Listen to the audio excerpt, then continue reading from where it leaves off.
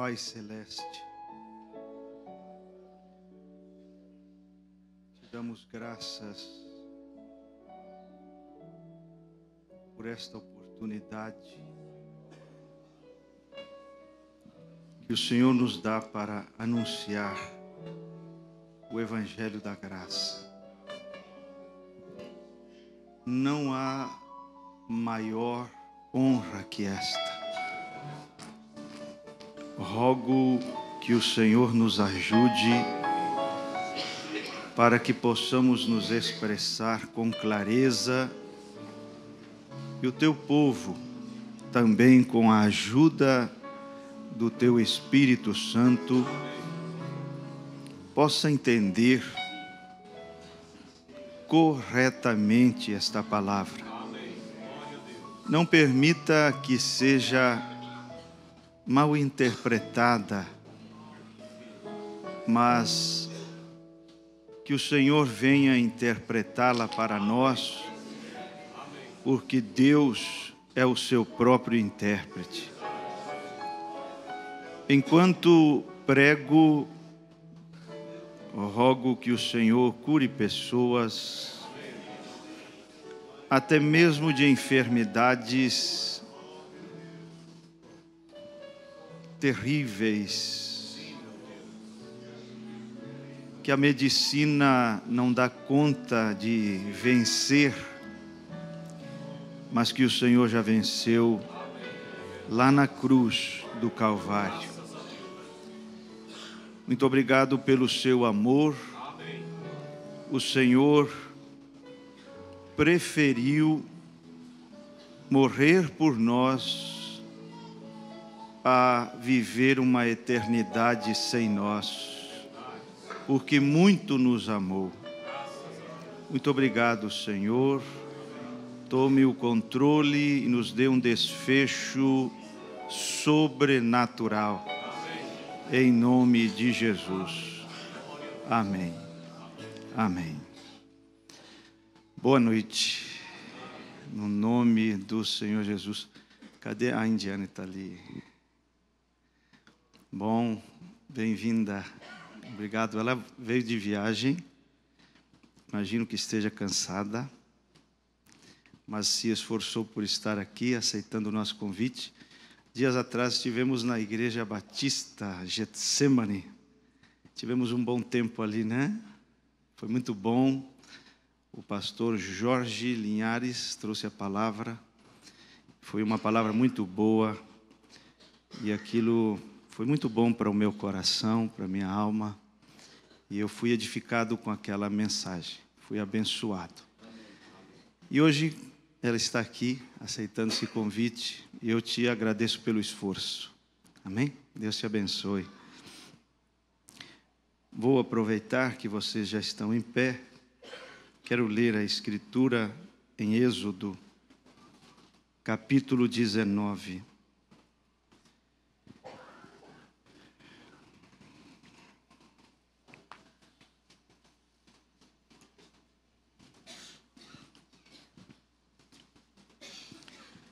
Enquanto vocês acham, quero dizer que eu me alimentei de cada pedacinho da mensagem desta manhã. Que eu falei para o pastor Daniel, agradece que eu não quebrei tuas cadeiras.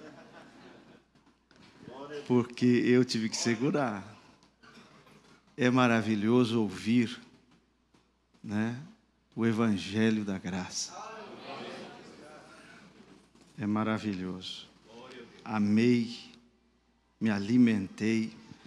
Não sobrou nenhum pedacinho do cordeiro. Comi tudo, né? Comi tudo. Não ficou nada para ser queimado depois, né? Foi muito maravilhoso. Êxodo 19, nós vamos ler os versículos 7 e 8. E veio Moisés e chamou os anciãos do povo e expôs diante deles todas estas palavras que o Senhor lhe tinha ordenado. Então todo o povo respondeu a uma voz e disseram: tudo o que o Senhor tem falado, faremos. E relatou Moisés ao Senhor as palavras do povo. Amém. Podem sentar.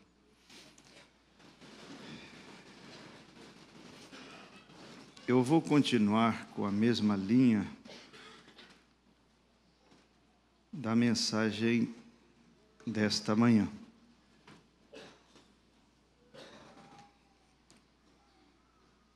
O título da minha mensagem nesta tarde ou noite, é o erro fatal. Esse será o título. O erro fatal. Inspirada neste parágrafo 27 da mensagem A Igreja Escolhendo a Lei ao invés da graça. Veja que aqui já não é mais Israel. Israel cometeu esse erro fatal, mas agora isso é transportado para a igreja. E diz que a igreja não cometa o mesmo erro. E fala de a igreja, não Israel, mas a igreja escolhendo a lei ao invés da graça. Eu vou devagar, vou pedir que você me dê toda a sua atenção, absoluta. Eu quero que você, que essa gente ao redor suma. É só você e eu aqui. Total atenção, olhe para mim, olhe para cá e dê toda a sua atenção, porque isto aqui é muito importante. Nesse parágrafo 27, o profeta diz: assim como nossos pais estavam alguns anos atrás, e eles estavam, porém ali foi onde eles cometeram o seu grande erro fatal. Então isso aqui é uma coisa séria, porque existem erros e erros, só que este é um erro fatal. Quer dizer, é sério. É sério. Então ele diz: o maior erro que Israel já cometeu foi quando eles renunciaram à graça e aceitaram a lei. Eles cometeram o seu maior erro em Êxodo 19. Quando eu li este parágrafo, eu fui a Êxodo 19, lia, relia, lia de novo, e eu não conseguia achar o versículo onde aconteceu essa troca. Essa troca aconteceu no versículo 8, onde Israel disse: tudo o que o Senhor tem falado, faremos. Só que quando você lê em português, não parece uma coisa agressiva. Veja se parece ruim o povo dizendo: tudo o que o Senhor disser, faremos. Não parece uma coisa agressiva. Mas quando fui para o hebraico, e eu estudei um pouquinho, por alguns tempos, eu tive um professor muito bom. Quando fui para o hebraico, é impactante a força do hebraico. Ficou muito diluído ao ser traduzido para o português, perdeu a força. Porque no hebraico, estas palavras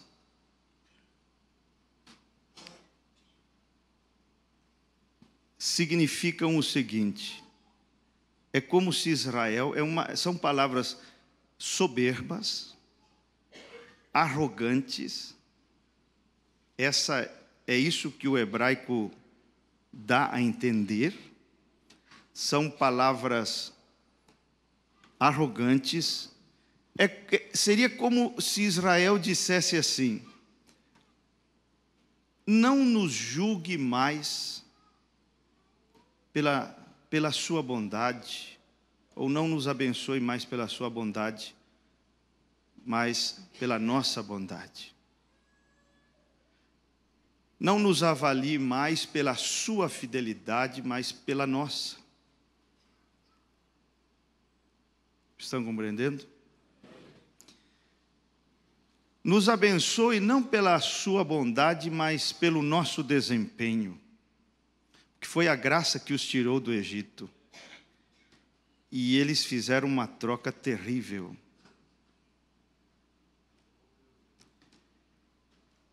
Como o pastor falou hoje, pode mandar suas regras, nós damos conta. Erro fatal. Ou seja, tudo que Deus disser, podemos fazer. Se orgulharam na própria força. Quando você analisa assim, você vê que a coisa foi grave mesmo. Porque olha como continua o parágrafo. Eles cometeram o seu maior erro em Êxodo 19, foi um dos erros fatais que Israel cometeu. A aliança que Deus fez com Abraão era completamente a graça, um pacto incondicional. A graça tinha fornecido para eles um libertador, um profeta, Moisés, né? Um cordeiro sacrificial, havia provido o maior avivamento que jamais tiveram, e no entanto, eles não estavam satisfeitos com isto. Eles queriam algo que eles pudessem discutir, eles queriam um lugar onde pudessem ter algo para fazer alguma coisa. Na mensagem Virando para o Norte, parágrafo 16, isto é dito novamente nessa mensagem. Estou te dando esses parágrafos e essas mensagens para que depois você possa estudar em casa e ampliar esse assunto. Israel saiu do Egito pelo poder da graça. A lei começou do Sinai para frente. Até o Sinai foi graça. Não pensemos que a graça é fraca, porque a graça abriu o Mar Vermelho.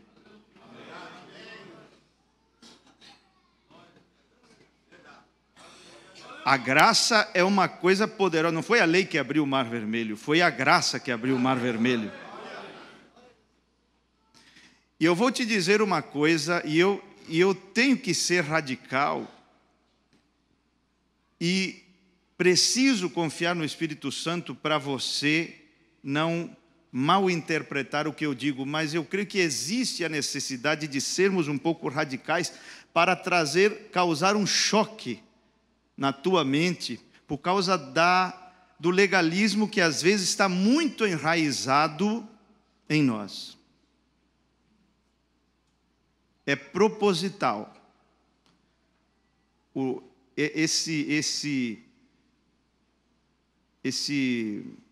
Essas palavras assim um tanto radicais são feitas propositalmente, é para sacudir. Por que eu digo isso?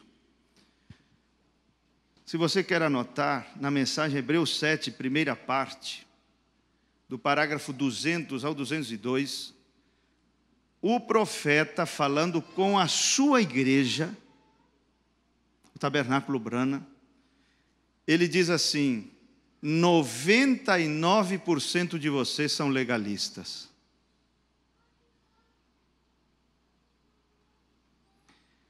Quando eu li isso, eu disse: meu Deus, o homem estava vivo. O irmão Branham não era um legalista. Vou te dar um parágrafo aqui. Chave para a porta 131. Ele está contando a história daquele homem que ele batizou quando ainda fumava. O homem fumava e foi batizado pelo irmão Branham. Contando essa história, ele diz: é porque eu não sou um legalista, creio na graça. Então o mensageiro não era. Como que a congregação virou 99% legalista? A mensagem, você há de concordar comigo que não é legalista. A mensagem não é. A mensagem é centro, ela caminha no centro. Ela não é liberalista e não é legalista. Mas veja como, mesmo que o mensageiro não seja legalista, o povo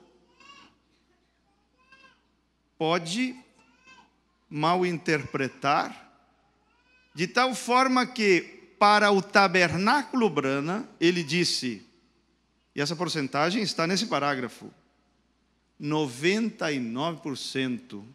É como se eu dissesse aqui para vocês assim: 99% de vocês são legalistas. Isso é muito chocante.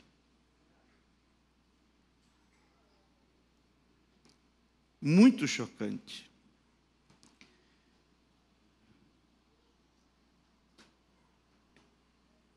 Existe uma tendência para o legalismo dentro da mensagem, é inegável. Para o liberalismo não tem jeito. Mas para o legalismo existe sim uma tendência para o legalismo. E eu quero que você esteja no Espírito, me ajude, me abençoe com a sua oração, seus pensamentos, sua atenção, e procure entender o que eu vou dizer. Porque eu não sou o teu inimigo, eu sou teu irmão. Estou aqui para te ajudar a viver mais perto de Deus. Não mais longe de Deus, mais perto. A graça providenciou profeta, providenciou milagres, providenciou um libertador, providenciou um cordeiro para o sacrifício, providenciou aquela grande libertação daquele povo. E isto foi sob o pacto da graça. Ele diz na sarça de Moisés, ali com Moisés, ele diz: porque lembrei-me do meu pacto feito com Abraão, Isaque e Jacó. Então, é porque se lembrou do pacto incondicional. Muito bem. Eles, vamos dizer, desde a saída do Egito até o Monte Sinai, eles pecaram algumas vezes. O pecado, por exemplo, da murmuração. Eles usaram palavras pesadas. Por exemplo, diante do Mar Vermelho, eles disseram assim: por que Deus nos tirou do Egito? Não havia sepulcros no Egito? É muito pesado. Mas você vê que ninguém morreu da saída do Egito até o Sinai. Ninguém morria, apesar das murmurações. Quando o pecado se manifestou, Deus fez superabundar a sua graça e o mar abriu. Você diz, Deus estava de acordo com aquele comportamento? Não. Ele não está de acordo com o pecado. Ele não está de acordo, ele não acha certa a murmuração. Mas o que Deus tem em mente é o seguinte: mantenha um homem por suficiente tempo debaixo da graça e ele será mudado. Porque a graça não tem pressa, irmão. O legalismo é apressado. Ele quer para já a mudança nas vestes, a mudança nisto, a mudança naquilo, ainda que interiormente ainda não tenha existido nenhuma mudança. Isso não serve. Isso agrada ao pastor que daqui da frente bate o olho e todas as irmãs bem vestidas, isto, aquilo, mas e por dentro? A graça se preocupa com o interior. O legalismo, ele só se preocupa com que o sepulcro esteja caiado, bonitinho por fora, ainda que esteja podre por dentro. Então a graça não tem pressa.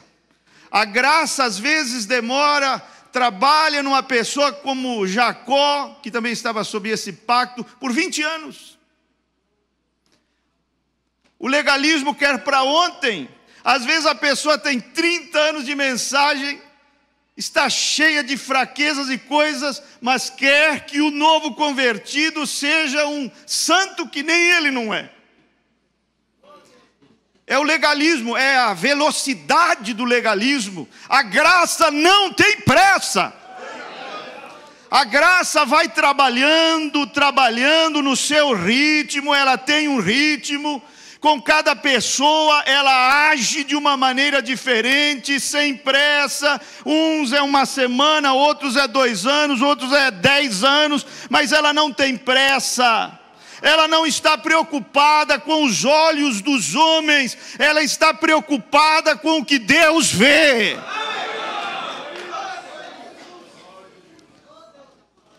Passaram o mar vermelho, porque onde abundou o pecado, aí Deus fez superabundar a graça, e o mar se abriu.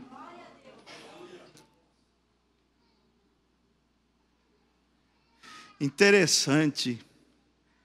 Quando o pecado é abundante, sabe o que fazemos? Estou falando nós porque eu sou pregador e já cansei de fazer isso. Onde eu vejo que o pecado está entrando e abundando, eu faço superabundar a lei.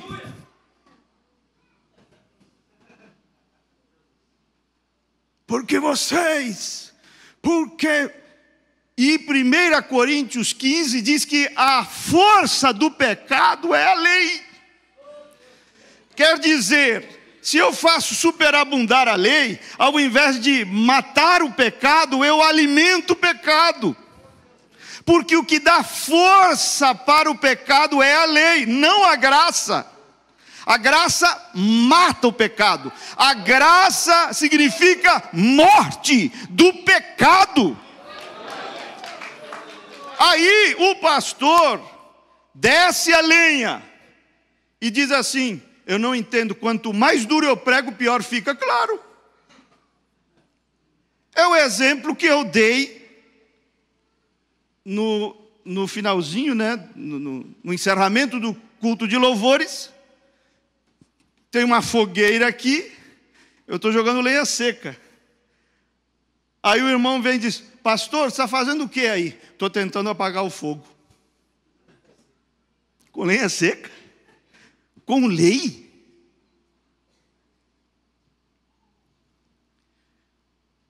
Você está entendendo que coisa rica e profunda nós estamos meditando nesta noite? Que coisa libertadora, porque se é um erro fatal que a igreja não deve cometer, e é fatal, então não é brincadeira, não é uma coisinha, é fatal. O que é fatal? Coisa séria. Aí passaram o mar vermelho, murmuração de novo. Porque as águas eram amargas. mas onde abundou o pecado de 2 milhões de pessoas, muito pecado, né? Onde abundou o pecado, ele fez superabundar a graça de novo e mostrou uma árvore, símbolo da cruz, que ao ser jogada nas águas amargas, fez com que elas ficassem doces. E a cruz faz isso com as águas amargas da nossa vida.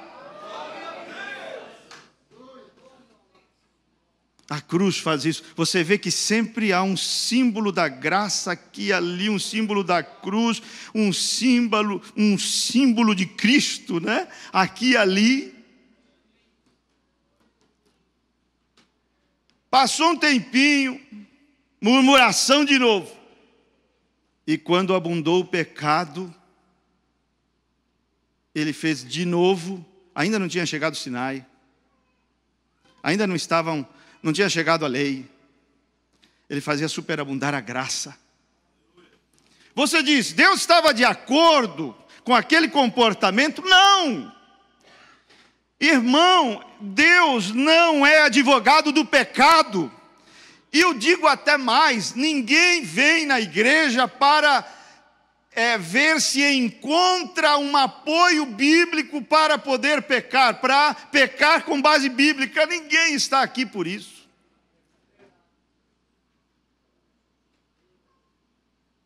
Não, eu estou aqui muito atento para ver se eu acho uma base bíblica para eu pecar com tranquilidade. Ninguém está aqui. Por que você está aqui? É para se livrar dos seus pecados, para saber como vencer as suas fraquezas, como caminhar mais perto de Deus. Não para viver uma vida suja, desregrada, desordenada, pecaminosa. Você não está numa igreja para isso. Se você quer esse tipo de vida, você não achará na igreja, você tem que ir para outro lugar. Então nós temos que confiar nisso. E quando eles murmuraram, uma nova murmuração, porque não havia pão, Deus disse, agora sim, vou fazer chover fogo e enxofre. Fez chover maná. Ainda não tinha chegado o Sinai. E foi, até que chegaram no Sinai. E Deus, muito calmo, muito amoroso, começa a conversar e diz assim, eu tirei vocês como sobre asas de águias. Cuidei de vocês como um pai cuida do seu filho. E foi tão amoroso e tão carinhoso. Mas notem uma coisa. A partir do momento, versículo 8, quando Israel comete o erro fatal de trocar a graça pela lei, Deus muda o tom de voz. E diz assim, que ninguém aproxime do monte ou morre. Estabeleça limites. Uau, isso aqui é tremendo. Estabeleça limites. Isso no capítulo 19. Quando chega no capítulo 20, ele dá a lei, não é? Os mandamentos, 10 mandamentos.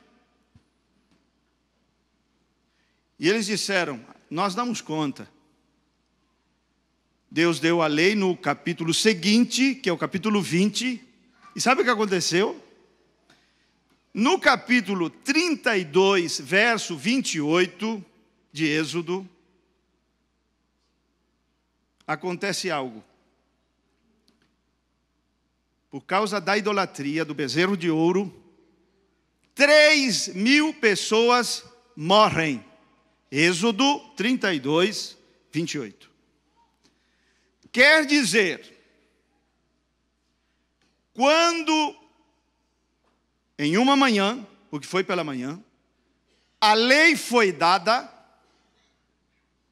3.000 pessoas morreram.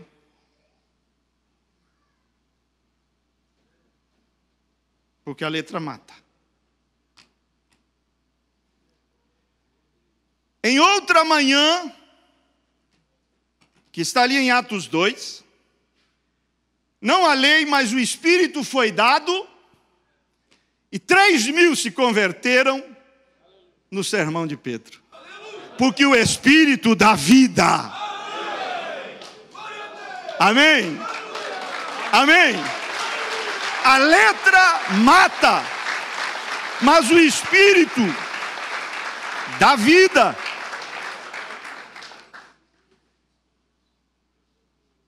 A partir do Sinai, cada pecado, cada murmuração, havia morte ali. Eu vou dizer uma coisa muito tremenda. Israel nunca teve uma obediência perfeita à lei. Nenhum homem deu conta de guardar a lei. Nenhum homem. A lei não foi dada para que o homem aguardasse, mas o propósito pela qual ela foi dada é para que o homem conhecesse a profundidade da sua pecaminosidade. Porque Deus sabe que o homem não é bom, mas o homem teima em dizer que é. Então, para que o homem conhecesse quão pecaminoso ele é. A lei não foi dada com o propósito de ser guardada, disse Paulo. Nunca nenhum homem, com exceção de Jesus Cristo, guardou a lei perfeitamente. A lei era para ser guardada tanto externamente como internamente. Só que sabe o que os fariseus fizeram? Rebaixaram o padrão de Deus a um nível completamente externo. Para dizer, nós guardamos. Aí Jesus veio em Mateus 5 e diz, não.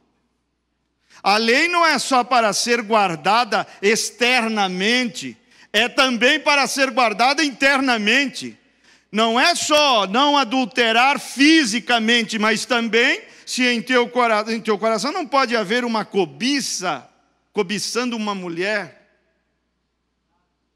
Aí o que Jesus fez foi elevar a lei ao lugar onde ela estava, no princípio quando foi dada.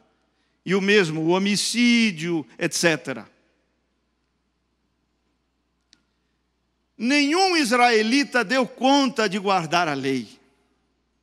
Sabe por que Israel era abençoado? Por causa do sistema de sacrifícios. Sempre pelo sangue. Sempre pelo sangue.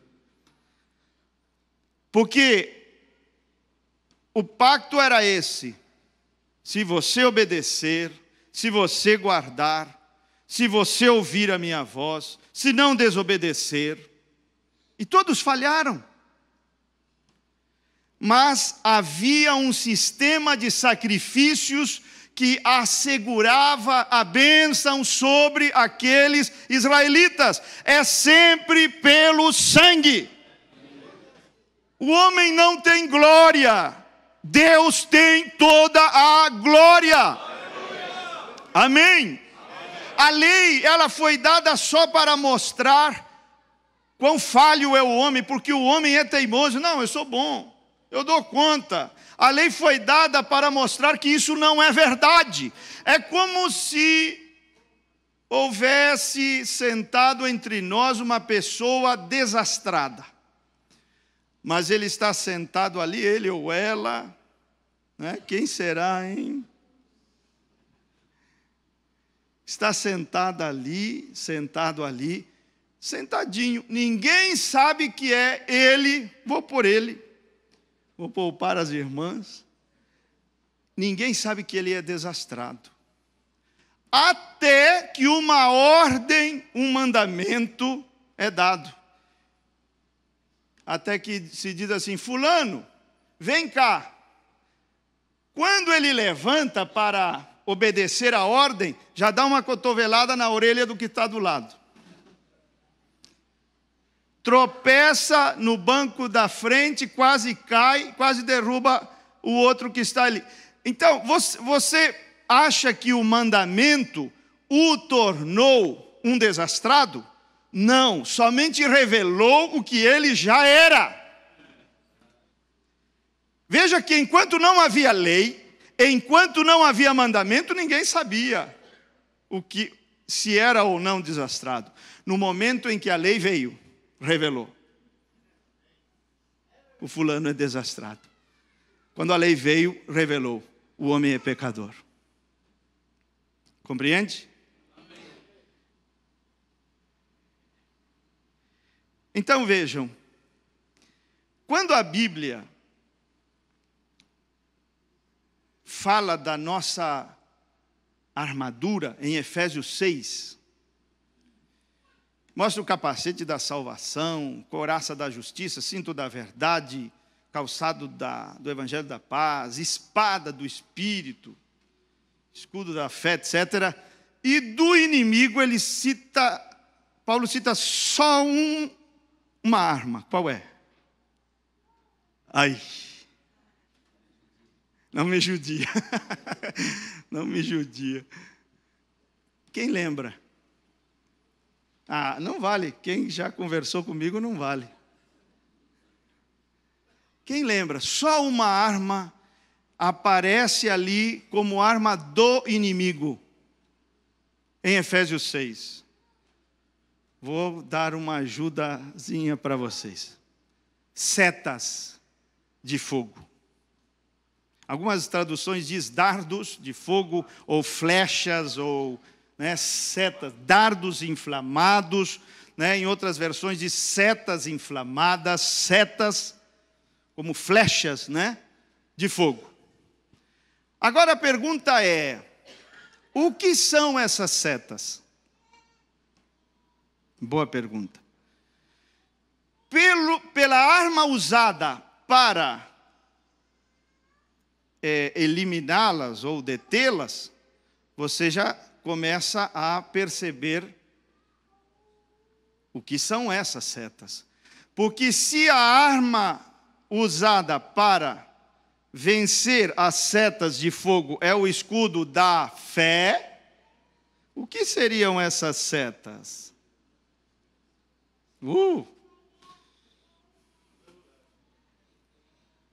Eu vou te mostrar o que seriam essas setas. Abre a sua Bíblia em Êxodo 19.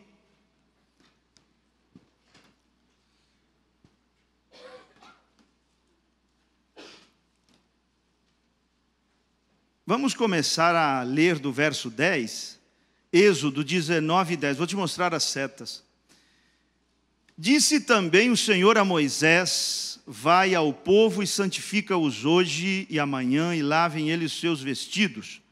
Estejam prontos para o terceiro dia, porquanto no terceiro dia o Senhor descerá diante dos olhos de todo o povo sobre o monte de Sinai.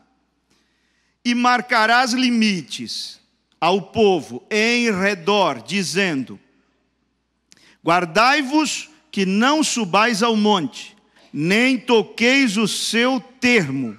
Todo aquele que tocar o monte, e seu monte Sinai, certamente morrerá. Agora preste atenção. Nenhuma mão tocará nele, no monte, porque certamente será apedrejado ou aceteado. Aí estão as setas. O que significa? Significa o seguinte: que se você não vive pela graça, você quer fazer as coisas pelo legalismo, você quer subir o monte da lei, você abre uma brecha para as setas do inimigo, setas de acusação, setas inflamadas. Para quem são as setas? Para aquele que quer subir o monte da lei. Entendeu? Captou? Por quê? Porque quando você está na lei, debaixo da lei, querendo se qualificar pelo que você faz, pelo tanto que você ora, pelo tanto que você jejua, pelo tanto que você acha que é bom e fiel, quando você está nesse caminho, nada do que você faz é suficiente. Quando você não ora, a seta vem. você não orou. Aí você diz, é verdade. Aí você reage e faz uma oração. Aí só que você está debaixo da lei, você está querendo subir o Monte Sinai, que Deus disse, não suba, ou a seta vem. Estão entendendo? Amém? Aí você diz, é verdade, que classe de crente sou eu que não ora? Irmão, eu me envergonho de algumas coisas que eu preguei, sabe? Meu Deus. Eu chegava a dizer assim, se você não ora 1 hora por dia, nem se considere crente. Quer saber de uma coisa? Esqueça isso. Meu Deus. Graças a Deus pela graça. Graças a Deus pela graça. Aleluia! Graças a Deus pela graça. Mas você quer subir o Monte Sinai, e se você quer subir o Monte do Legalismo, a seta vem. Você se expõe à seta. Aí você diz, é verdade, que classe de crente sou eu que não ora? Aí você vai e ora, e fica tão feliz. Mas como você está orando no Monte Sinai, e não no Monte Sião, que é o Monte da Graça, a seta vem e diz, você orou, mas não orou o suficiente, foi só 20 minutos.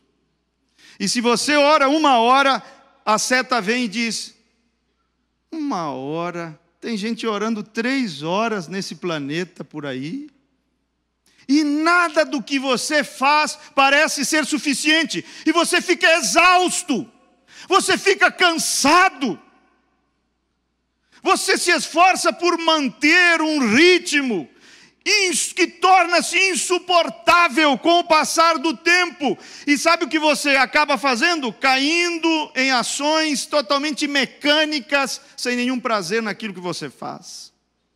Totalmente robotizado. Mecânico, sem sentimentos.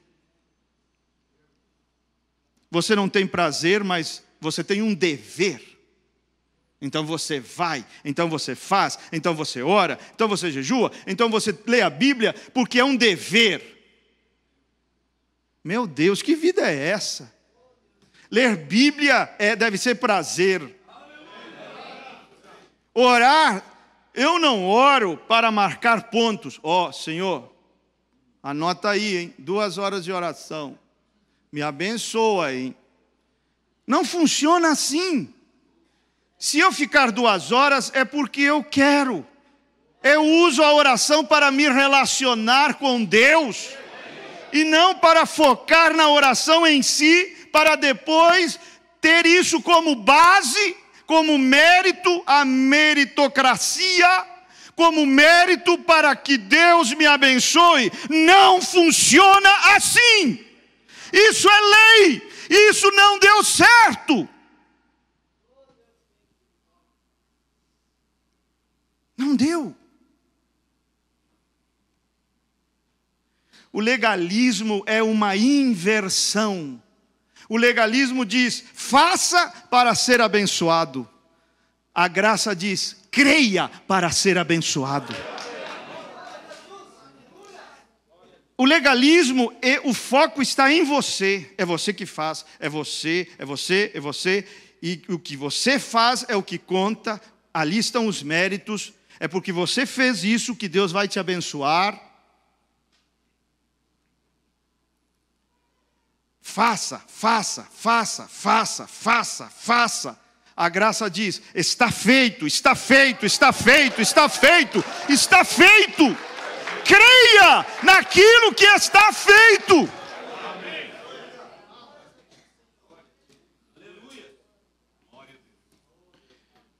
Olha,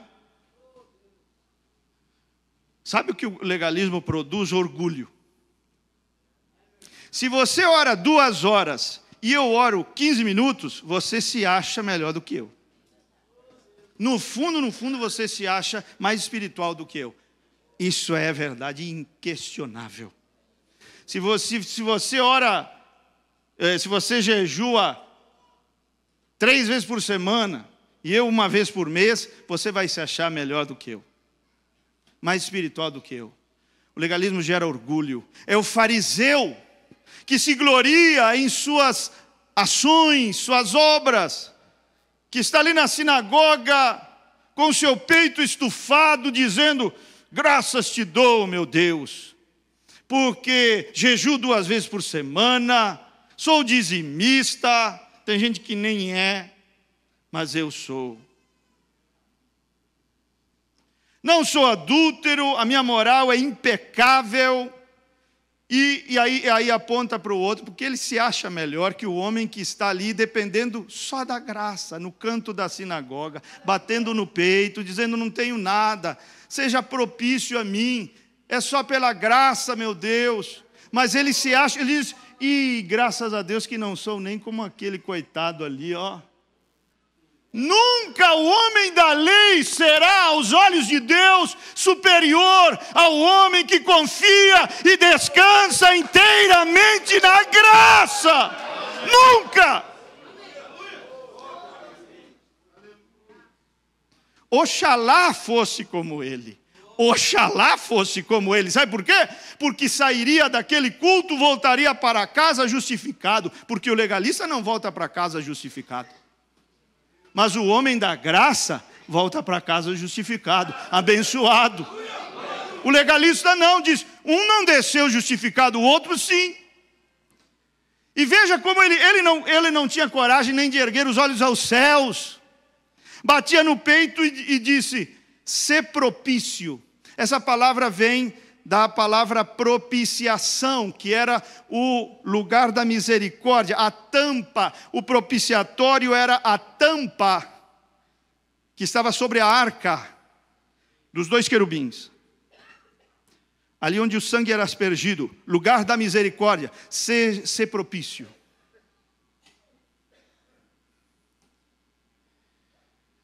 Aleluia.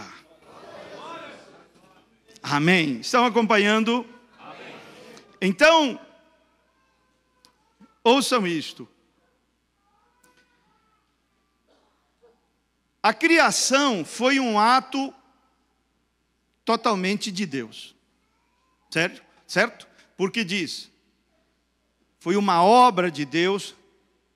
A criação foi Deus que criou. Obra dele. Certo?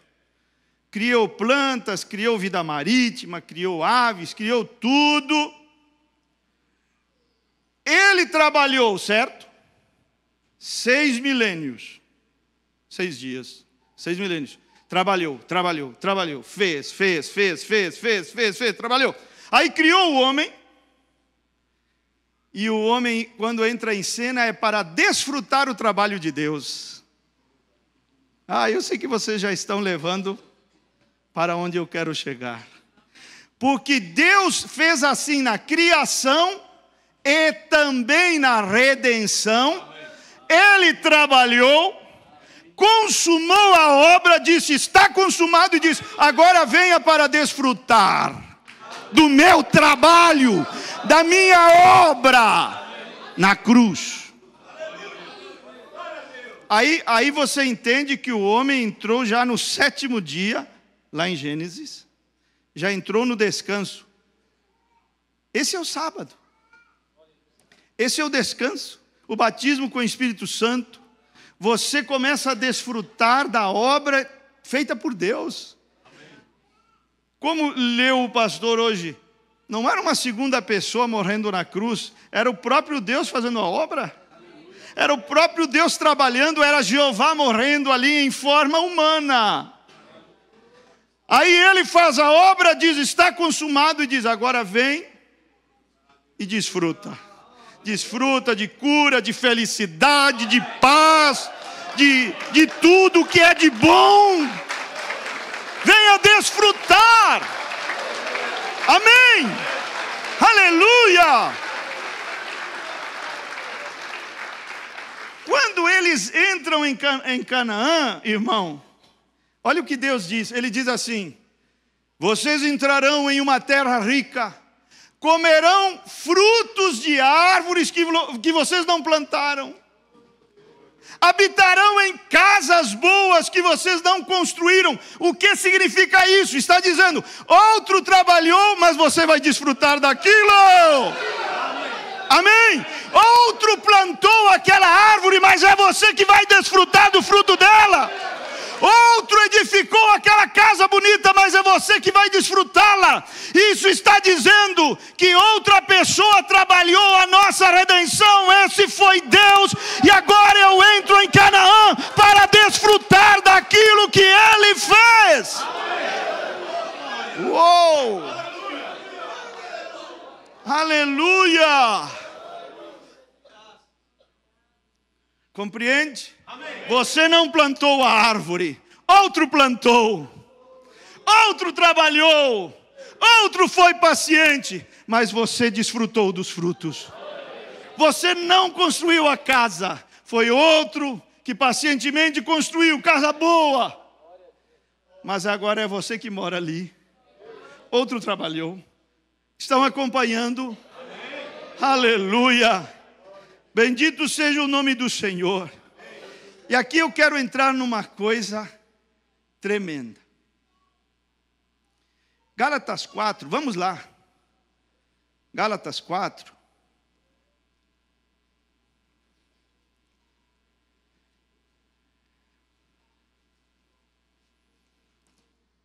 Vamos ler a partir do verso 21.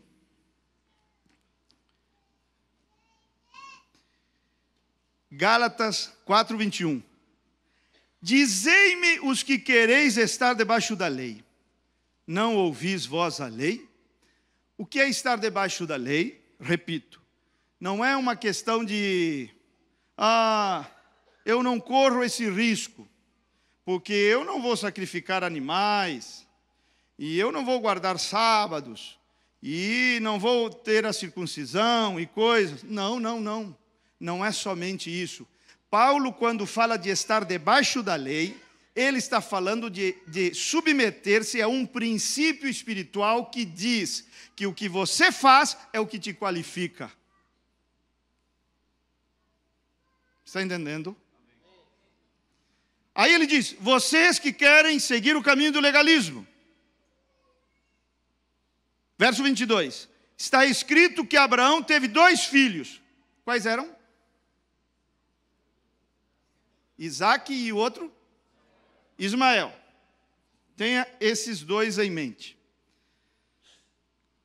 Abraão teve 2 filhos. Um da escrava, que era Agar, Ismael. E o outro da livre, que era Sara, que foi Isaac. Tá? Verso 23 diz, todavia o que era da escrava nasceu segundo a carne, mas o que era da livre por promessa. O que se entende por alegoria? Porque estes são os 2 concertos. Uau! Que 2 concertos? Concerto da graça, concerto da lei. Correto? Certo? Porque Paulo está defendendo a graça. Mas ele sabe que tem gente querendo viver sob a lei. E diz, vocês que querem viver sob a lei, entende? Então ele diz, temos 2 concertos, graça e lei. Temos um mesmo pai, mas 2 filhos. Aí a interpretação paulina é a seguinte. 2 concertos. Um do Monte Sinai, gerando filhos para a servidão, que é Agar. Legalismo é bom. Gera filhos escravos. Irmão, presta atenção. O legalista pode dizer assim, Abraão é meu pai. O homem da graça também pode dizer, Abraão é meu pai. Eu tenho a mesma mensagem. O mesmo pai. Mas a mãe é diferente. O ventre é diferente. É o mesmo Abraão, Mas um é filho do ventre da graça e outro é filho do ventre de Agar, o legalismo. Você é qual? Porque a diferença não está no pai, está na mãe. Tua mãe é a graça ou tua mãe é a lei? Sob que princípio você vive, opera, ora, jejua, vem na igreja, canta, etc. Qual é o ventre? Você nasceu de qual ventre?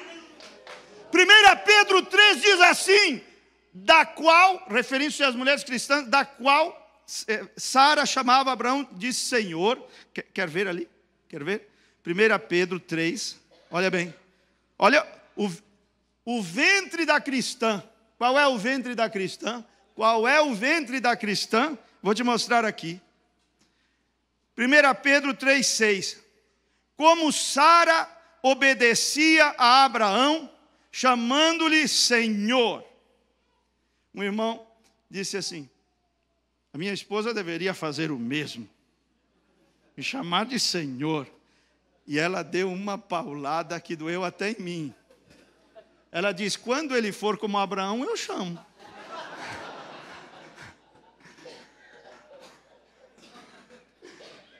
Nossa, doeu até em mim.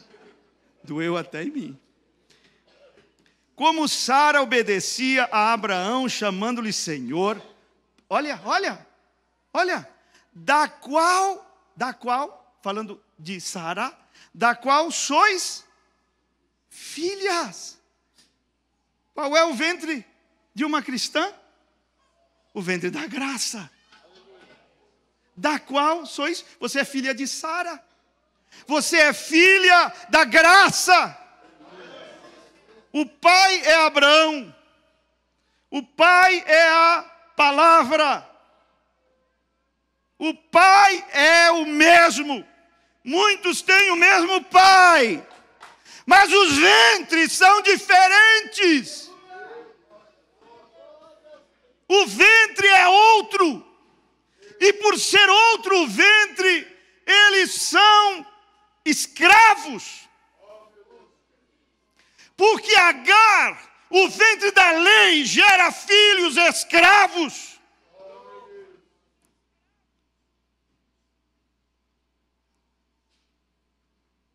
Não é bom. Legalismo não é bom. Legalismo traz prejuízo. O que matou o sobrenatural na igreja galaciana foi a hibridação de graça com lei. Em Gálatas 3, Paulo diz, eu vou dizer para vocês, o que tirou o sobrenatural do meio de vocês foi a mistura. Vocês quiseram temperar graça com lei. Isso tirou Deus do meio de vocês, tirou o sobrenatural. Diz, por que vocês não estão recebendo o Espírito Santo como era no princípio, quando eu cheguei com graça pura para ensinar-lhes o Evangelho, e agora morreu, Deus operava milagres. Leia Gálatas 3. E Deus não está operando mais. Por quê? Misturaram. Vocês acham que a graça é fraca e por isso tem que temperar com um pouquinho de lei para a coisa não virar bagunça. Vergonha para quem pensa isso da graça. Não, o pecado não tem um inimigo mais terrível do que a graça. Não tem, não existe. Quando nós começarmos a pregar a graça, vai virar bagunça. Só se pregarmos alguma coisa que chamamos de graça, mas que não é a graça. Porque se começarmos a pregar a graça, a igreja vai se afastar do mundo.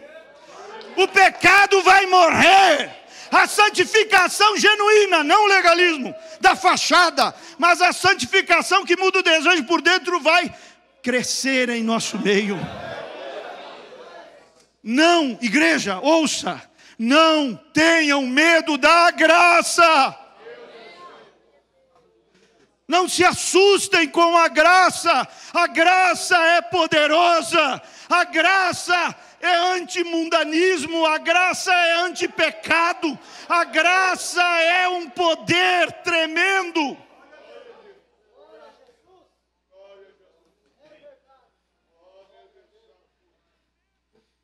Aleluia. Aí, em Gênesis 21:10, diz que o Ismael começou a zombar, né, do Isaac. Sara olhou, não gostou. Não gostei daquela brincadeirinha.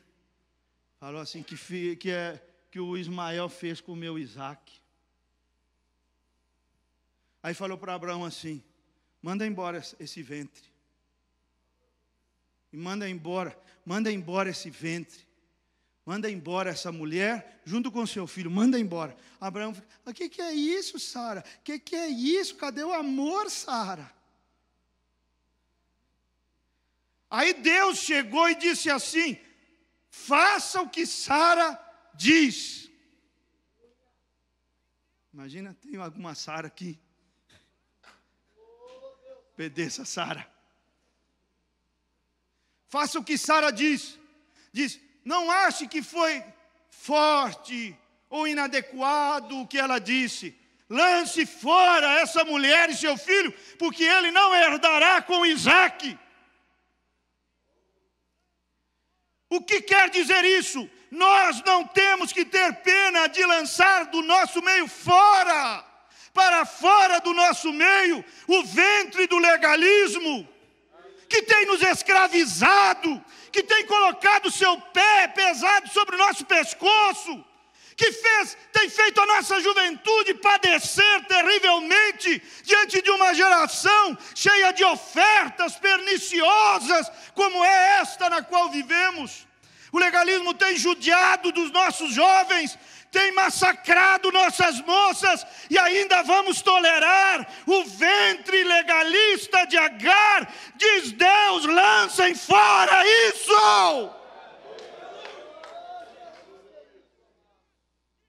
O espírito do legalismo precisa sair do nosso meio, das nossas vidas, dos nossos corações, todos os resíduos, todos os resquícios. E quanto mais você se desfizer do legalismo, mais poder de Deus haverá na tua vida, se manifestará na tua vida.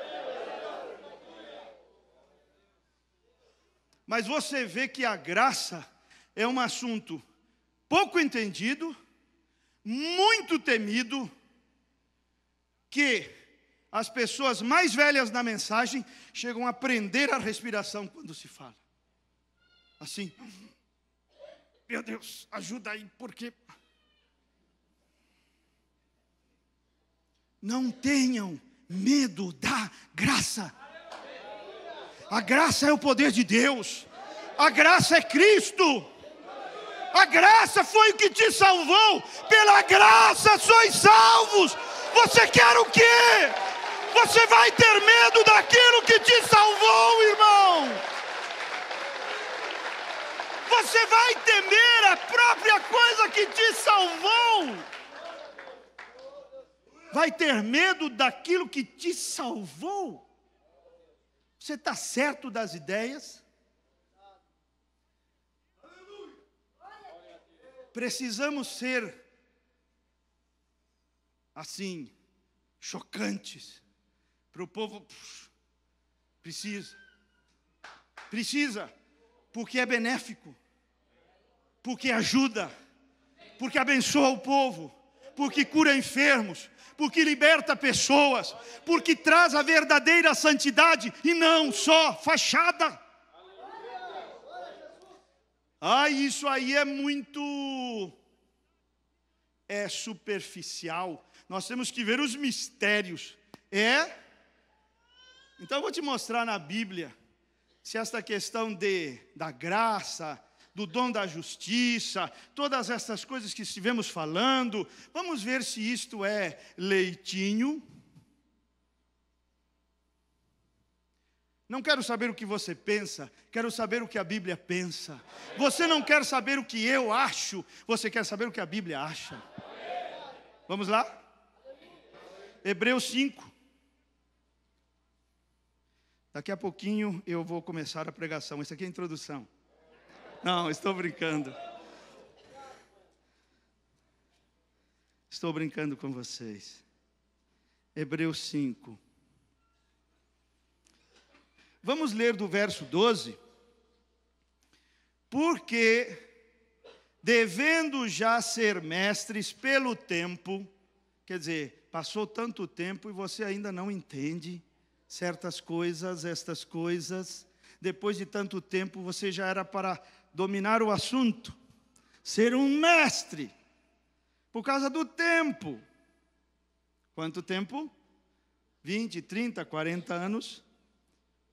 Deveria ser um mestre nestes assuntos. Ainda necessitais de que se vos torne a ensinar quais sejam os primeiros rudimentos das palavras de Deus. E vos haveis feito tais que necessitais de leite e não de sólido mantimento. Vamos ver o que é leite e o que é sólido mantimento. Verso 13. Porque qualquer, o que significa qualquer? Eu procurei no grego essa palavra. Sabe o que significa? Significa qualquer. É.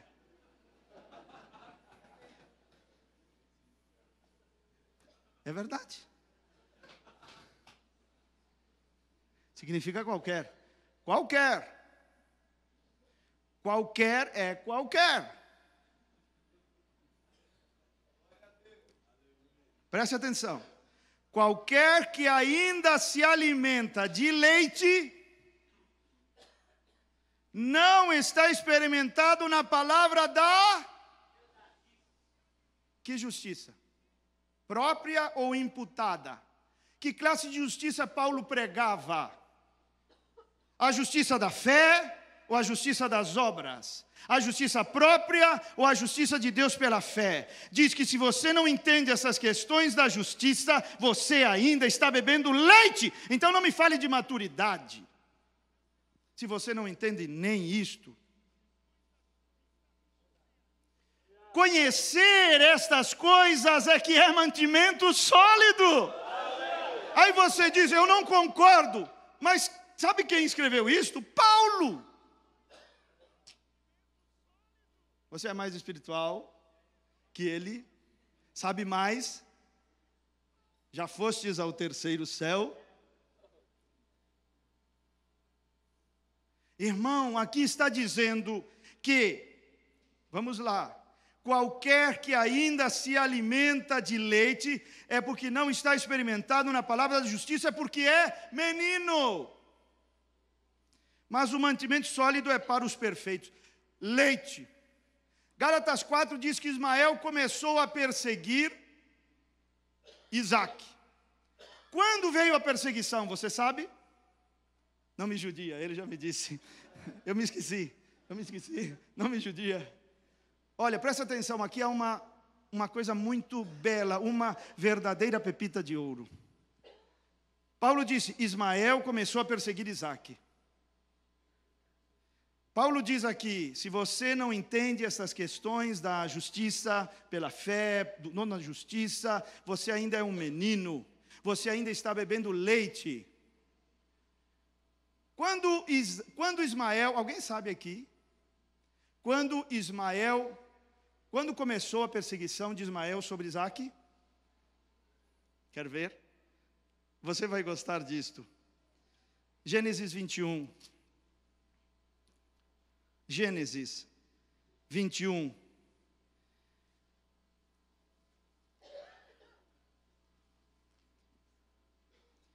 Verso 8. Falando sobre Isaque, diz, e cresceu o menino, referindo-se a Isaque, e foi, o quê? Uau! E quando ele foi desmamado, quer dizer, saiu do legalismo, deixou essas coisas, começou a entender essas questões de dom da justiça, justiça da fé, começou a ter experimentado com a palavra da justiça. Quando ele começou a ser desmamado, sabe o que aconteceu? Foi desmamado, então Abraão fez um grande banquete no dia em que Isaac foi, de novo, desmamado, e viu Sara que o filho de Agar, a egípcia, que essa tinha dado a Abraão, zombava. E a perseguição vem depois que você é desmamado. Porque você começa a pregar graça, graça, graça, e o Ismael vem em cima. Porque não entendem a graça. Dizem, você está pregando errado, você está interpretando errado. A perseguição justamente começa quando você é desmamado. Eu acredito que Deus está fazendo isso nas nossas vidas. Tudo tem seu tempo, tudo tem a sua hora. É hora de entender essas coisas, eu acredito assim. Deus na sua bondade. Isto aqui é um aperfeiçoamento, eu creio, para o rapto. Para nos libertar de tudo aquilo que nos amarra, de vícios, de pecados, de fraquezas, de coisas que nós não damos conta de vencer por nós mesmos, pelo nosso esforço, pela nossa força. Aí Deus vem e diz assim, há um caminho mais excelente, há um caminho melhor. Você diz, o problema está na palavra? Não. Nunca. Legalismo tem a ver com base. A maneira legalista como a palavra é pregada ou ensinada ou aplicada. Legalismo é base. Eu prego a palavra. Ok. Mas sobre que base? A base da graça ou a base do legalismo? Eu vou te dizer uma coisa aqui, nesta mensagem. Eu vou ler. É o parágrafo 24 da mensagem Tua Casa. Você observou, você e eu, e a maioria dos ministros, estou lendo, diz que é a maioria dos ministros, e assim por diante, nós estamos sempre tentando dizer a uma pessoa o que não fazer.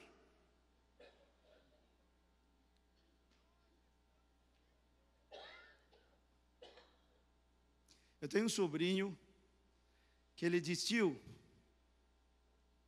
o senhor não lê as mesmas mensagens que eu leio, porque eu já li isso aí. Ele brinca comigo. Nós estamos sempre tentando dizer a uma pessoa o que não fazer.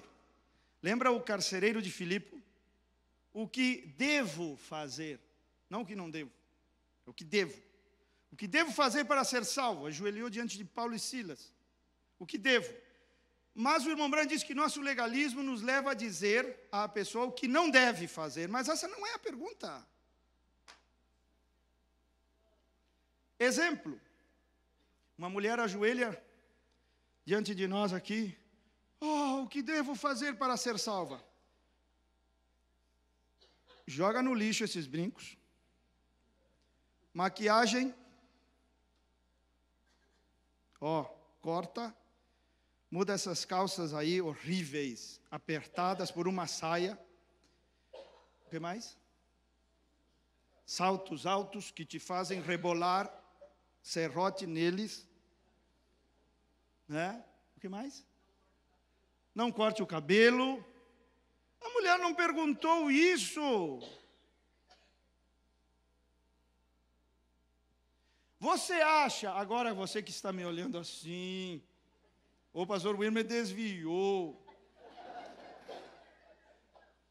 Não, eu estou te dizendo como opera a genuína santificação. Eu vou te mostrar o que diz o profeta de Deus. Se você me condena, vai ter que condenar aqui, porque eu estou lendo. Olha, nós estamos sempre tentando dizer a uma pessoa o que não fazer. Nós diríamos: pare de fumar, pare de mentir, pare de roubar, pare com isto e aquilo. Aquilo não foi o que o homem perguntou. É que você é tão legalista que fica cego e nem entende direito a pergunta. Não foi o que o homem perguntou. Ele não disse o que eu tenho que parar de fazer para ser salvo. Vejam, nós tentamos lhes dizer o que eles devem parar de fazer. E bem, eu devo fazer isto e aquilo, e não aquilo outro. Não. Esta é a pergunta: o que devo fazer? E não o que devo parar de fazer. Agora escuta. Você simplesmente faça o que deve. O que Paulo, quando ele disse o que devo fazer, qual foi a resposta de Paulo? Faça algumas coisas, faça algumas obras, faça alguma coisa. O que ele disse, irmãos? Ele disse: crê, fé. Crê em quem? No Senhor Jesus Cristo. Não é fé naquilo que você faz, não é fé na fé, é fé em Cristo. Crê no Senhor Jesus Cristo. Isso é muito simples. Não, isso é pregador desmamado que prega isso.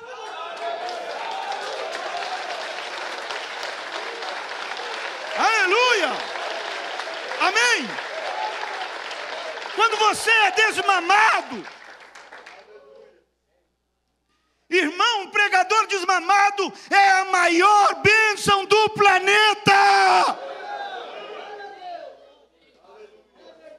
Um pregador da graça, um pregador que prega o dom da fé, que prega que pela obediência de Cristo somos justos, um pregador que te faz consciente de Cristo e não de ti mesmo, esse pregador é uma bênção.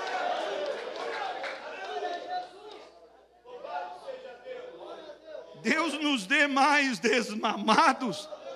Amém? Então ele disse: crê. O que devo fazer? Crê.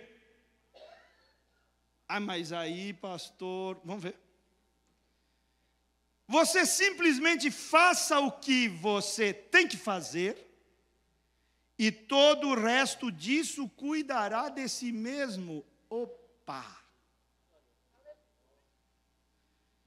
Olha bem, se você estiver mentindo, roubando, bebendo, jogando e fazendo todas estas coisas que são malignas, isso vai parar, santificação.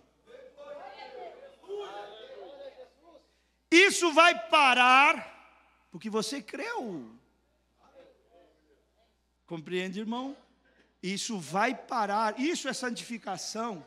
O resto é resto. Isso vai parar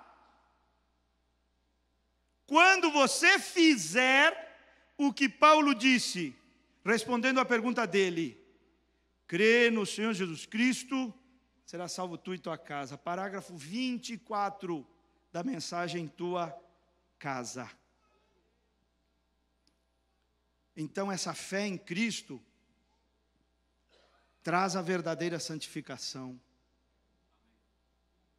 Fé em Cristo. Amém. Isto é glorioso. Uma irmã me disse assim, o outro dia estava pregando sobre isso, e a irmã me disse: mas pastor, eu consegui tanta coisa com meu legalismo, com meus jejuns, minhas orações, e consegui tantas bênçãos, e consegui isso, e consegui aquilo.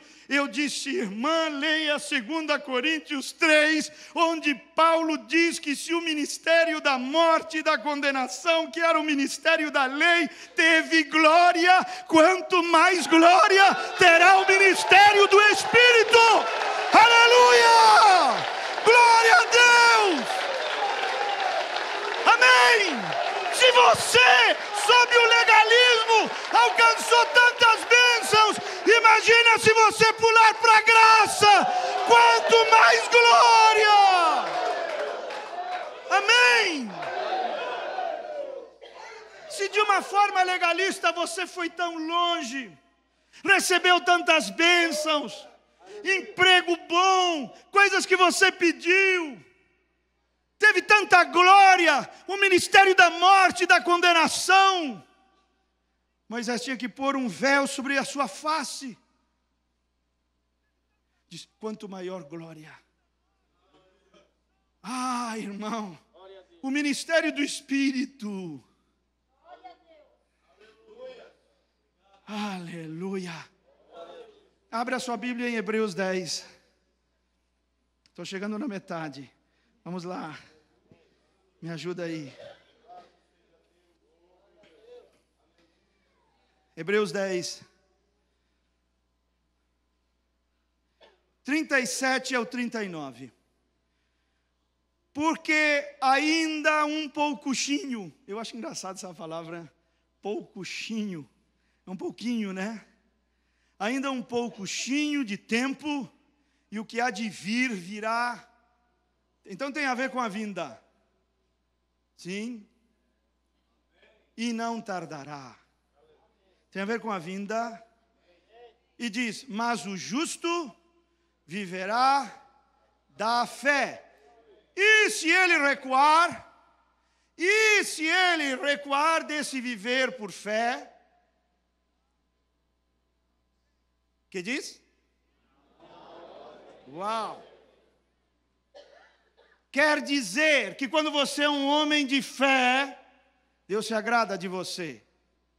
Você tem falhas, você tem um monte de coisas, mas essa fé está honrando Cristo. E a sua obra consumada, Ele diz, eu tenho prazer em você. Mas uma vez que você entende essas questões, e você recua por medo, por covardia, por sei lá o quê, e você deixa de viver pela fé, porque um justo vive pela fé, e você acha, não, vou ficar com o meu legalismo aqui, e você recua dessa visão da fé, Deus diz, eu não tenho prazer em você. Porque como ouvimos hoje pela manhã, não tem jeito de ser perfeito sem Cristo. Como você consegue ser perfeito se não pela fé? Se você recuar desse entendimento, dessa visão, você não pode agradar a Deus. Por quê? Hebreus 1,6 diz, sem fé é impossível. Não diz que é difícil. Difícil não é impossível. Difícil ainda tem algumas portas que podem se abrir. Agora impossível, fechou tudo. Impossível.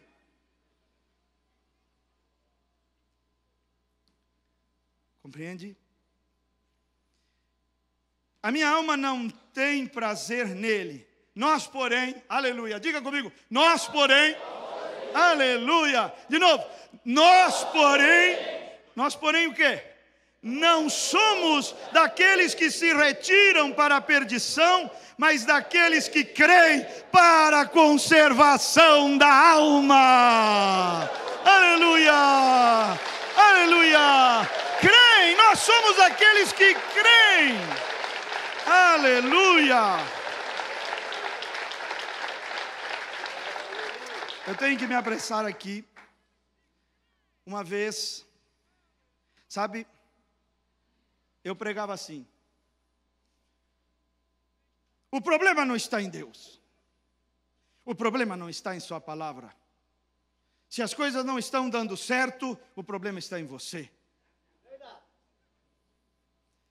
Uau, que ridículo. Sabe o que Deus falou ao meu coração? Ele disse, pare de desqualificar o meu povo. Porque em Cristo eles são perfeitos, qualificados e mais do que vencedores. Amém? Pare de desqualificar o meu povo. O problema não está em Deus, o problema não está na palavra, o problema não está na Bíblia, o problema não está na mensagem, e o problema não está em você que está em Cristo Jesus. Às vezes o problema pode ser uma questão de uma crença, mas os privilégios Irmão, você é perfeito, você é completo, você é agradável a Deus, você está em Cristo. Pare de desqualificar o meu povo. Pregadores, parem de desqualificar o meu povo.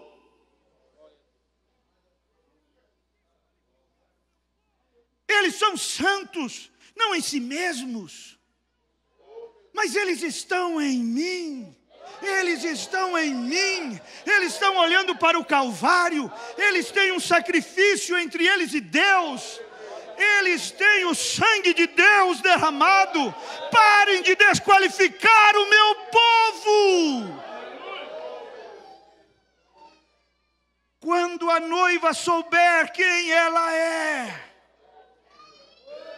quando a noiva souber que ela é Ele, o irmão Branham diz, ela é Ele. Como que ela se torna Ele? Pela fé, porque ela crê, e a justiça dele vem parar na conta dela. Não é justiça dela, é dele. E aí ela vai se tornando Ele.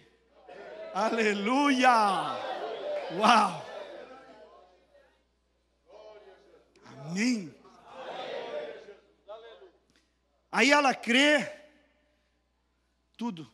Tudo que ele comprou para ela, a justiça é dele, a perfeição é dele, a retidão é dele, a justiça é dele, é tudo dele, e vai parar na conta dela, e é assim que ela se torna Ele. E quando ela se tornar Ele, diz, será exército invencível.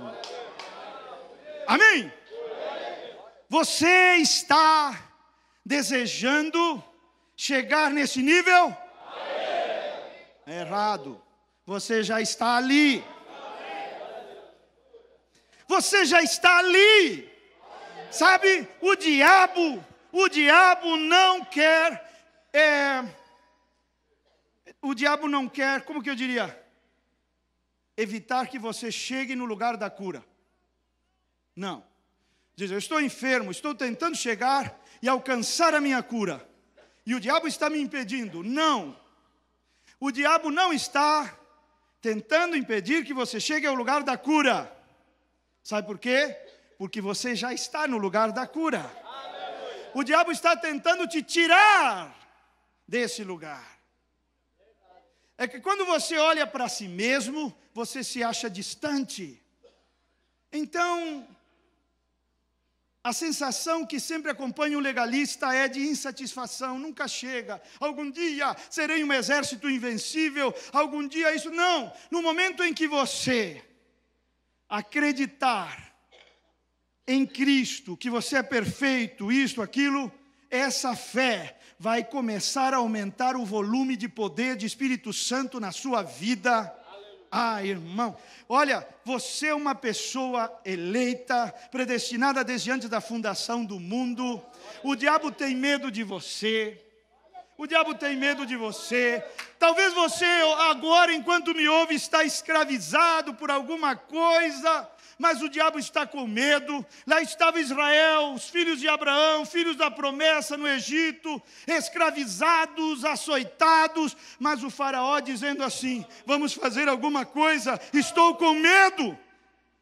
Medo de um povo que não tinha dinheiro, não tinha uma conta bancária forte, não tinha políticos de quem depender, não tinha influência de nada.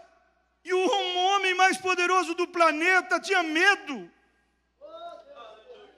É tipo, você é especial, é uma raça eleita, é um sacerdócio santo. Você já é um exército invencível, e essa força ela vai começar a fluir à medida que você caminhar pela fé. Você já está no lugar da bênção, já está no lugar da cura, já está no lugar da graça, já é perfeito, já é santo, já é justo, porque você está em Cristo. À medida que você começar a internalizar isso e deixar que essas verdades enraizem em você, o poder aumenta, aumenta, aumenta, aumenta. Isso é uma pergunta para você. Não judia de mim. Eu leio pensamentos, irmão. Estou tão inspirado que eu leio pensamento. Tem no Novo Testamento duas pessoas, somente duas,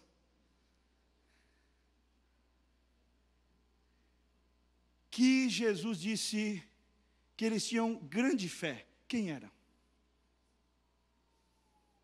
Jesus disse que tinham uma grande fé. O centurião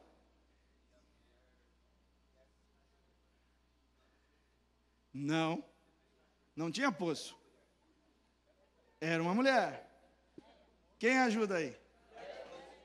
Ih, do fluxo. Não. A mulher do fluxo não disse que era grande a fé, disse a tua fé te curou. A Sirofenícia, dos cachorrinhos. Muito bem. O que esse soldado e essa dona de casa tinham em comum? Eles eram gentios. Quer dizer que não tinham ligação nenhuma com a lei. E quem corta a ligação com o legalismo desenvolve grande fé. Pode ser um centurião, pode ser uma dona de casa, mas a fé começa a crescer, crescer, crescer, quando você corta ligação com a lei.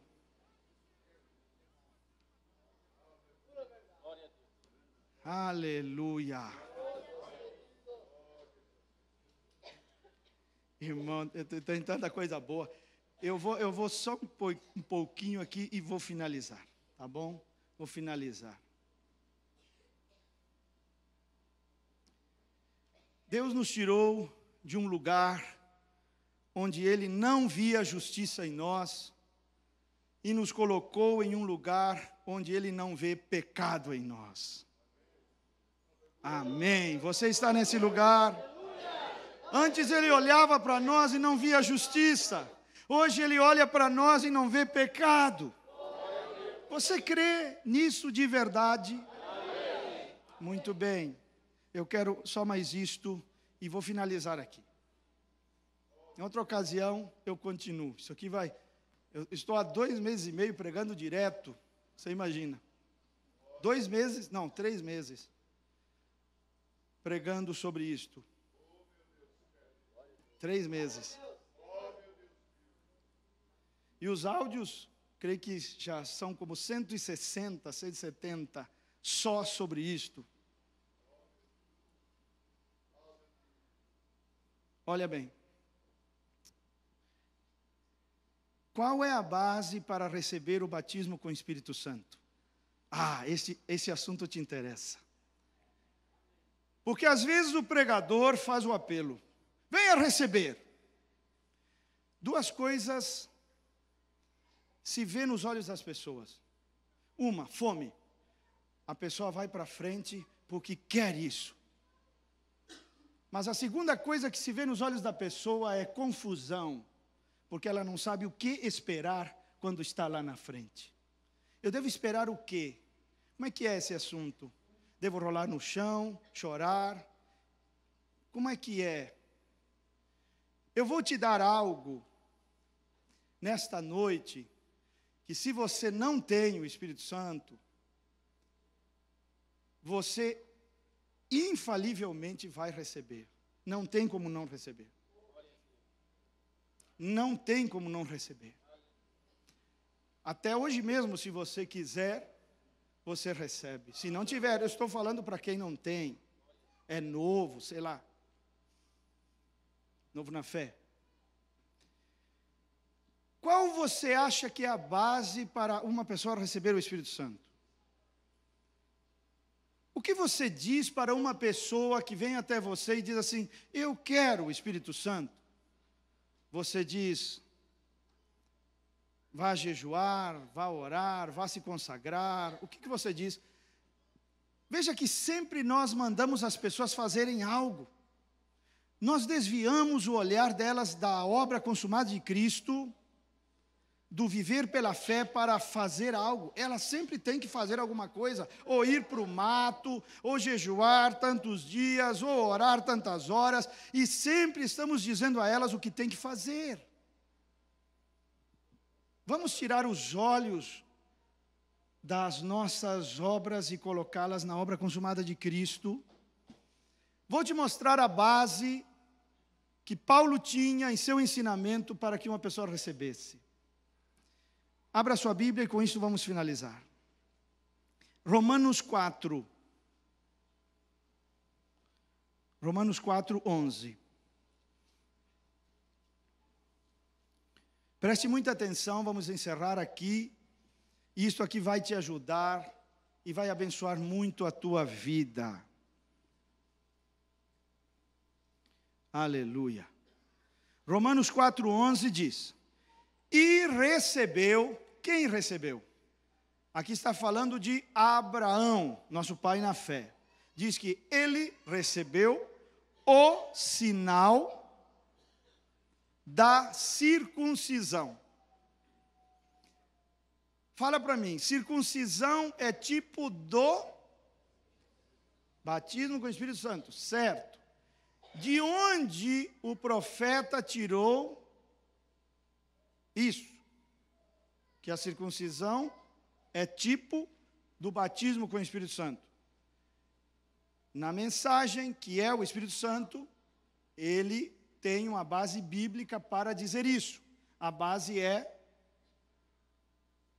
Atos 7, no discurso de Estevão, onde Estevão diz: duros de cerviz e incircuncisos de coração, vós sempre resistis ao Espírito Santo. Se eles eram incircuncisos de coração por resistir ao Espírito, receber o Espírito é o que te torna circuncidado de coração.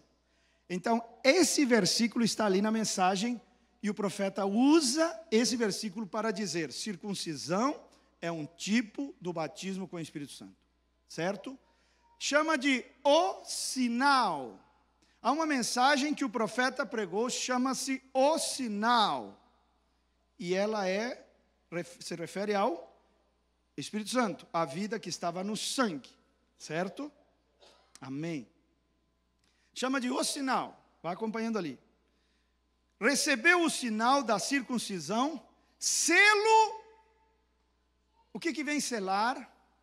O Espírito Santo vem selar o quê? A circuncisão vinha selar o quê? 40 dias de jejum. Irmão, isso aqui é ouro. Ouro. Vem selar 5 horas de oração. O que vem selar? A justiça da fé. O que é a justiça da fé? É a justiça que você obtém pela fé. Quando você crê no Senhor Jesus Cristo, você recebe essa justiça pelo fato de estar crendo. Se eu perguntasse assim, eu já perguntei, quando o irmão recebeu o Espírito Santo? Quando eu criei na mensagem. Não. Isso é doutrina batista, que diz que você recebe o Espírito Santo quando crê. Quando na Bíblia diz, a pergunta apostólica é: recebestes o Espírito Santo depois de ter crido? Você não recebe o Espírito Santo quando crê. Quando crê, você recebe a justificação. E Abraão creu em Deus, e isso lhe foi contado por justiça. Então, quando você crê, você é justificado. Agora, uma vez justificado, recebeste o Espírito Santo depois de ter crido, porque o Espírito Santo precisa de uma base. É como a pombinha na arca. Saiu da arca e não achou onde pôr o seu pé. Por quê? Tinha só carniça, tinha só justiça própria. Aí o Espírito Santo não tem como pôr o pé ali, a pombinha volta.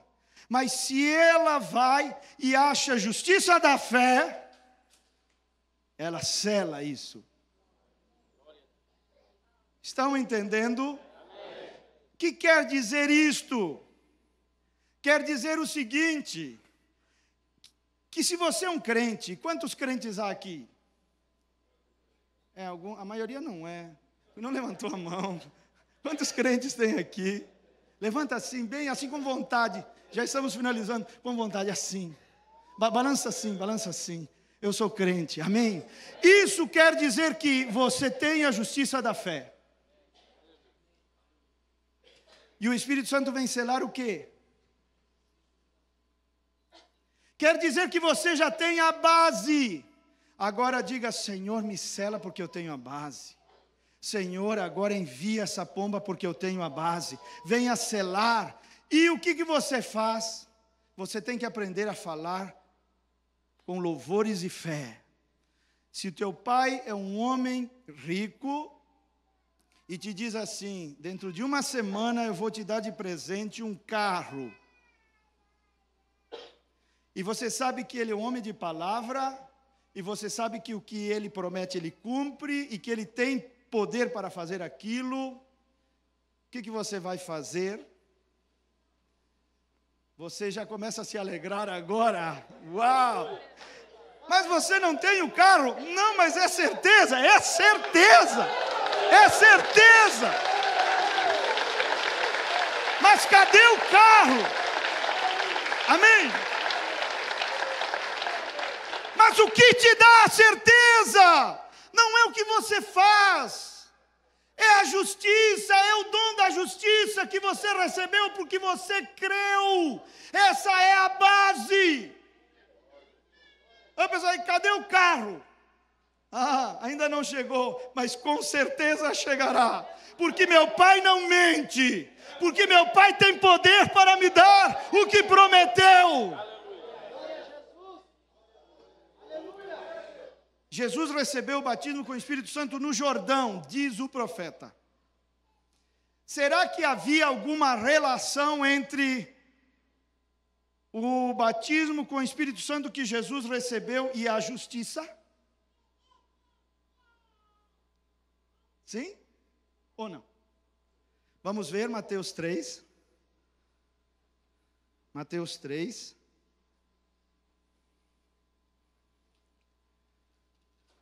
Mateus 3 diz assim.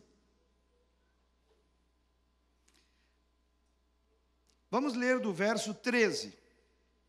Então veio Jesus da Galileia ter com João junto do Jordão, para ser batizado por ele. Mas João opunha-se-lhe, dizendo, eu careço de ser batizado por ti, e vens tu a mim? Jesus, porém, respondendo, disse-lhe, deixa por agora, porque assim nos convém cumprir toda aleluia. E ele cumpriu toda a justiça, e o que aconteceu? Diz que os céus se abriram. E o que desceu? Quer receber o batismo com o Espírito Santo? Ele sela o quê? Aí você diz, presta atenção na diferença entre Jesus e nós. Ele recebeu o Espírito Santo porque ele obedeceu e cumpriu toda a justiça. Nós recebemos o Espírito Santo porque ele obedeceu. Porque é a justiça da fé, não nossa. Eu vou repetir. Ele recebeu o Espírito Santo porque ele obedeceu. Ele cumpriu toda a justiça. Você não recebe assim. Porque a tua justiça vem por crer, não por fazer. A justiça dele era por fazer, a tua é por crer. Está entendendo? Ele recebeu o batismo com o Espírito Santo porque ele cumpriu toda a justiça, porque ele obedeceu. E nós o recebemos porque ele obedeceu. Porque eu sou justo pela obediência de Cristo. Romanos 5,19. Essa aí vale umas palmas, né? Uau, aleluia! Glória a Deus! Bendito seja o nome do Senhor! Já está. Olha, o diabo cria a ilusão, o legalismo. Sabe o que é legalismo? É abismo. Legalismo é criação de distância. Você já tem, mas o diabo vem e diz assim: você tem que se esforçar para obter isso que você já tem. Sabe o que o legalismo faz, irmão? Não vou te judiar. O legalismo faz isto. Ele pega a tua posição em Cristo e joga lá na frente e torna o que você já tem um alvo futuro que você tem que se esforçar e tudo para chegar lá. E nunca chega.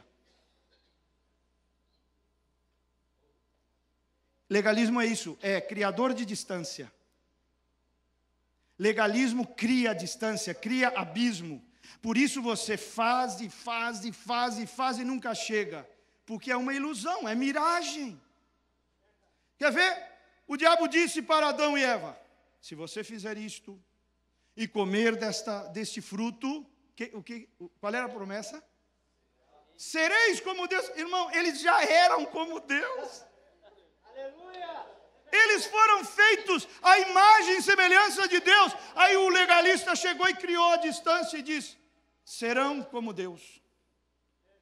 Pegou o que eles já eram, colocou como um alvo lá futuro, que eles alcançariam se fizessem tal coisa. Estão entendendo? Isso é o problema do legalismo. E você se mata jejuando e orando e fazendo isso, fazendo aquilo, e nunca chega a ser como Deus. Um ilusionista.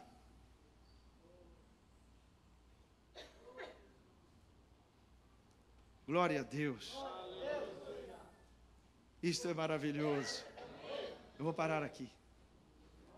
Eu pulei um monte de coisa. Sabe que às vezes eu lia o irmão Brana dizendo assim: toquei nos pontos mais, como é que é? Sobresalientes. Eu digo: irmão Brana, com essa profundidade, eu dizia: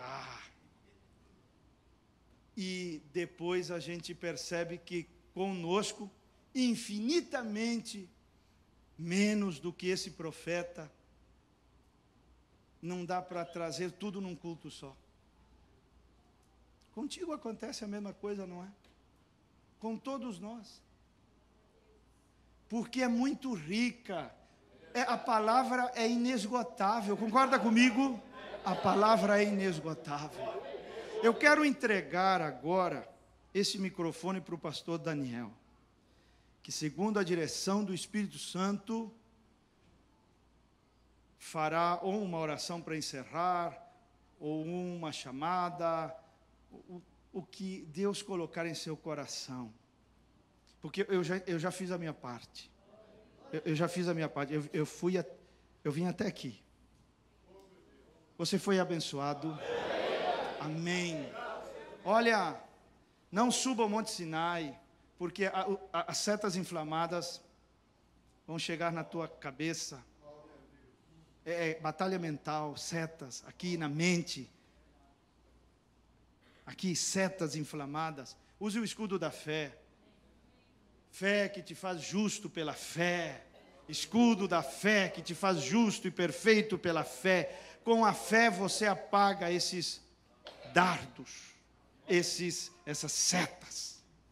Amém? Pastor Daniel. Amei esse tempo com vocês. Deus abençoe vocês. Amém.